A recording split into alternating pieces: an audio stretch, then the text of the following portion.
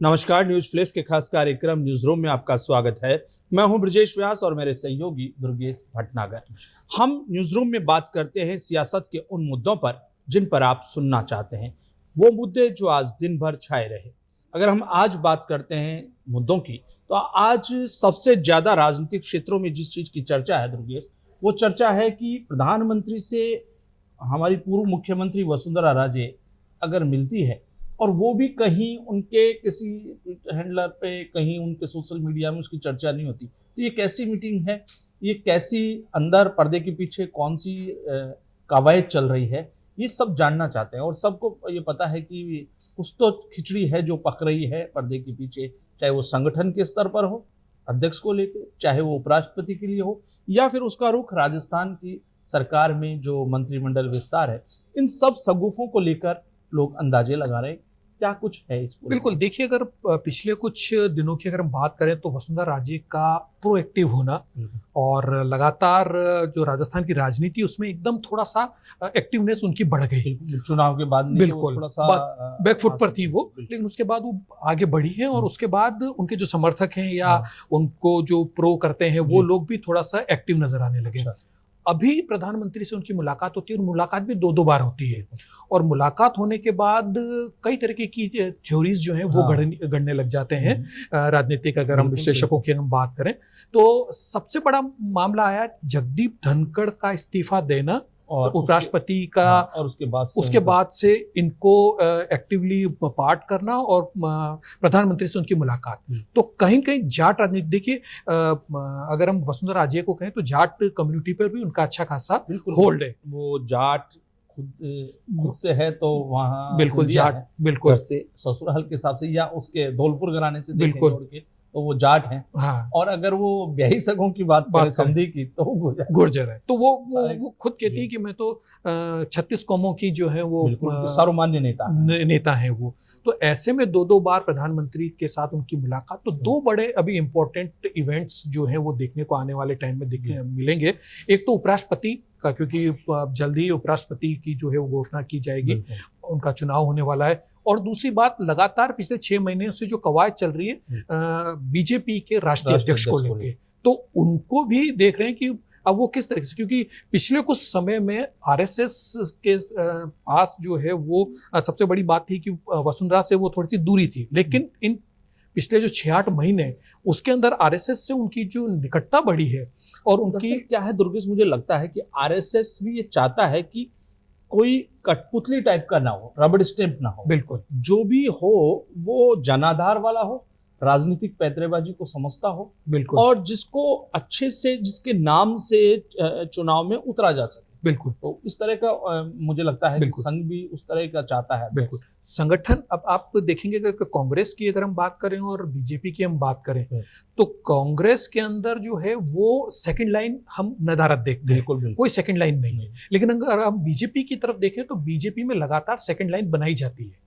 बैरू सिंह जी थे तो उसके बाद घनश्याम तिवारी लेके आए, उसके बाद कई बिल्कुल घनश्याम तिवारी के बाद अगर हम देखें तो गुलाबचंद कटारिया को भी बनाया गया, आगे फिर राजेंद्र राठौड़ लगातार। बिल्कुल, अगर हम राजस्थान की राजनीति को, कांग्रेस में भी दुर्गेश, अगर मैं आपको कहूं, मैं गलत नहीं हूं तो राहुल गांधी ने अपने पहले टर्म में एक सेकंड लाइन खड़ी करने की कोशिश की थी। जतिन प्रसाद, बिल्कुल, है ना, आरएन सिंह, ज्योतिरादित्य सिंधिया, सचिन पायलट, कनिष्क सिंह, ये सब जो तमाम नाम थे। बिल्कुल। और उसके बाद लेकिन हुआ ये कि जो पहले से जो मौजूद थे सियासतदान वहां पर, सोनिया गांधी की जो राजनीतिक सलाहकार रहे या जो उनकी मंडली रही, बिल्कुल, उसके आगे मुझे नहीं लगता कि वो सेकंड लाइन दम तोड़ गई और वो सर्वाइव नहीं कर पाई। बिल्कुल, वही। और वो उसके बाद ज्योतिरादित्य सिंधिया को भी जाना पड़ा, जतिन प्रसाद भी गए, कनिष्क सिंधिया, आरपीएन सिंह को भी जाना पड़ा, उसको भी जाना पड़ा। तो ये जो है, जो देव बर्मन गए, उनकी अपनी पार्टी बना के, उनकी वो राहुल गांधी के बहुत नजदीक थे, पर वहां नहीं चल पाई। लेकिन यहाँ बीजेपी में इस चीज को लेकर के ये गंभीरता है कि वो सेकंड लाइन तैयार करती। तो ये उसी चीज को देखा जा रहा है।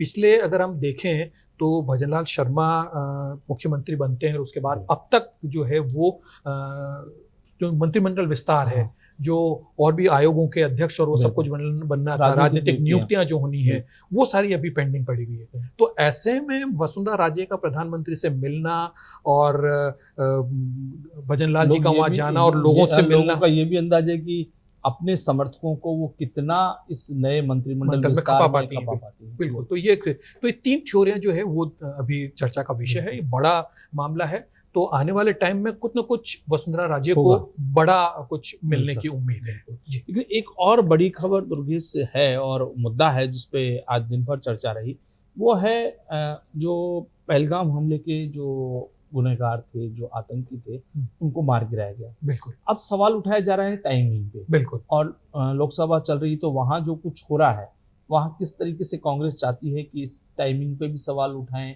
ये भी उठाएं कि आखिरकार उसका क्या हुआ, जो सिक्योरिटी की आपने गारंटी दी थी, क्या सिक्योरिटी का कोलैप्स कहाँ हुआ, उसकी जिम्मेदारी किसकी है। ये तमाम सवाल ऑपरेशन सिंदूर से जुड़ करके निकलते हैं और वहां तक जाते हैं। बिल्कुल। देखिए, आज जो है वो हमारे गृह मंत्री अमित शाह को भाषण देना था और उससे पहले ही जो है वो आतंकवादियों को मार गिराया जाता है। तो जो टाइमिंग है गृह मंत्री के भाषण से पहले जो उनका मार गिराया जाना, इतने दिन तक क्या था, क्या इतना सारा सब कुछ वो देखा जा रहा था, तो टाइमिंग भी एक थोड़ा सा क्वेश्चन मार्क जरूर लगाता है। और सबसे बड़ी बात अखिलेश यादव ने जो आज अपने भाषण में कही, उन्होंने कहा कि क्या इस पूरे मामले में पाकिस्तान के सामने के पीछे कौन खड़ा है, कौन देश खड़ा है।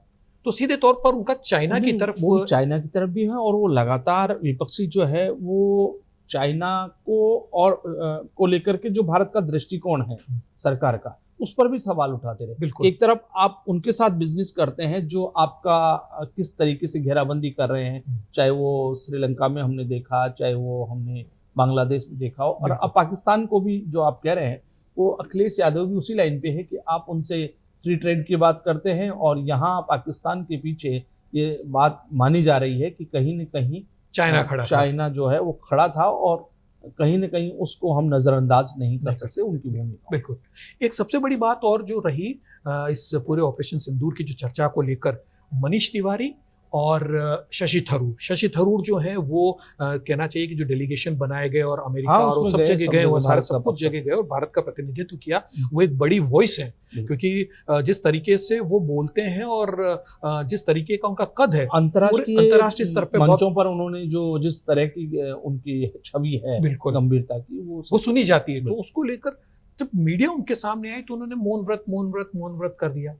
तो कहीं कहीं कांग्रेस के अंदर खाने भी चीजें जो है वो, क्योंकि एक डेलीगेशन में वो जो जा रहा है आदमी, आप उसको जो है वो सदन में आप बोलने के लिए नहीं दे रहे हैं, आप उन दूसरों को, तो कहीं कहीं कांग्रेस को लगता है कि शायद उनकी जो गलबैयां है वो बीजेपी के साथ बढ़ रही है। तो हो सकता है कि जिस तरीके से दूसरे नेता गए हैं, कहीं ऐसा नहीं हो कि मनीष तिवारी और शशि थरूर भी जाए, शायद इसीलिए उनको बोलने का मौका नहीं दिया गया। ये बात भी हो।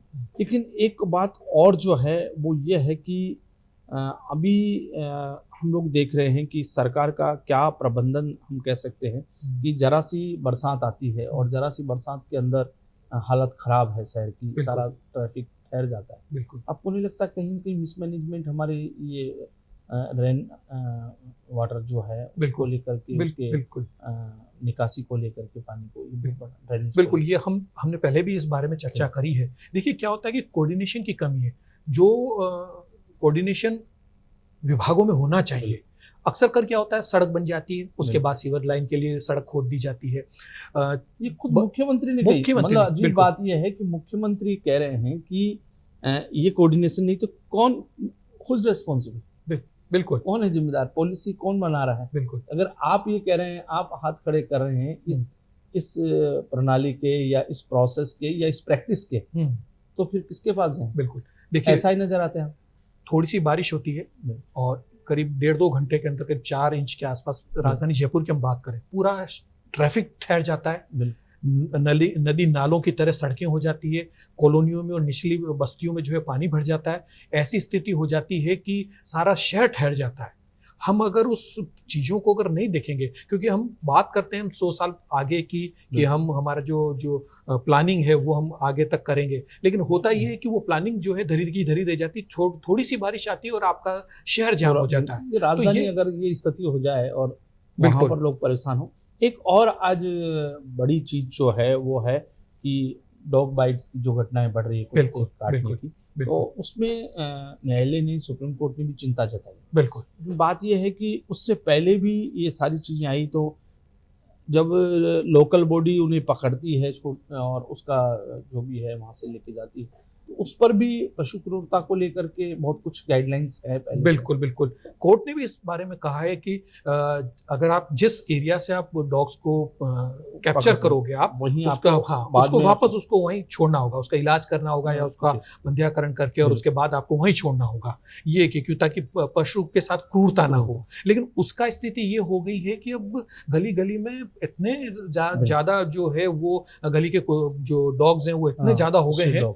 हाँ, जो वो ऐसी स्थिति होगी कि करीब अगर हम 2024 का अगर आंकड़ा देखें तो करीब 37 लाख लोगों को काटा गया है और कई इसमें मरे। जनता भी मुझे लगता है कि जो अभी घटना हुई जिस ढंग की, और उसके बाद सबका ध्यान गया कि खिलाड़ी को रेबीज हुआ और बिल्कुल उसके बाद उसकी डेथ हुई। एक उससे पहले एक केस हो रहा था, एक छोटा सा बच्चा जो उसका एम्बुलेंस में उसके फादर लेके जा रहे हैं और वो कह रहा है कि मुझे बचा लो, मुझे बचा लो, मैं मरना नहीं चाहता, और उसके बाद उसके हाथों में उस बच्चे की जान चली जाती है रेबीज की वजह से। तो रेबीज तो हाई कोर्ट, सुप्रीम कोर्ट भी थोड़ा चिंता में आया है और स्वतः संज्ञान लिया है इसको होना लेकर। भी यही चाहिए कि अगर इस तरह की कोई घटनाएं हैं तो समय रहते उन चीज़ों के लिए गाइडलाइंस सरकार उसको उसके बारे में डिसाइड करे कि हमें बिल्कुल किस तरीके से इस समस्या का हल ढूंढना होगा। बिल्कुल। बहरहाल मुझे लगता है आज के लिए इतना ही।